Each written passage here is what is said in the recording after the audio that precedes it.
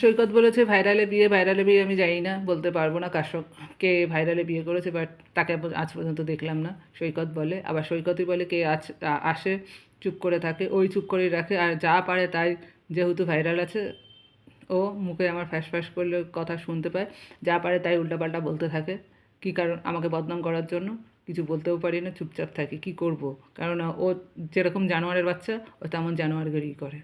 আমার আর কিছু করার নেই। চারটানে কেউ যারা আসে তাদেরকে মারি আমি, কিন্তু সৈকত মারতে পারি না এখন। তার কারণ হচ্ছে সৈকত আমার হাত জাগড়ে রেখে দেয়, আমি হাত পা নাড়াতে পারি না, তাদেরকে মারতেও পারি না। সৈকত তাদেরকে পুরো সুযোগ দেয় ঢাই ঢাই করে মারার জন্য, আর সৈকত নিজেও মারে। এই জন্য সৈকতকেও আমি পেটাই, পাই তো ওই জন্য পেটাই, নিজের শরীরে নিজে পেটাই, আর কিছু না। নিজের শরীরে পেটালে সৈকতকে মারতে পারি, এর থেকে বেশি কিছু করতে পারি না।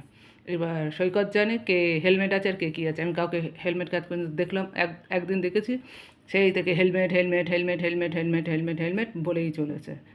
ওই জানে, আর ও বলতে পারে ভালো, আমি কিছু জানি না।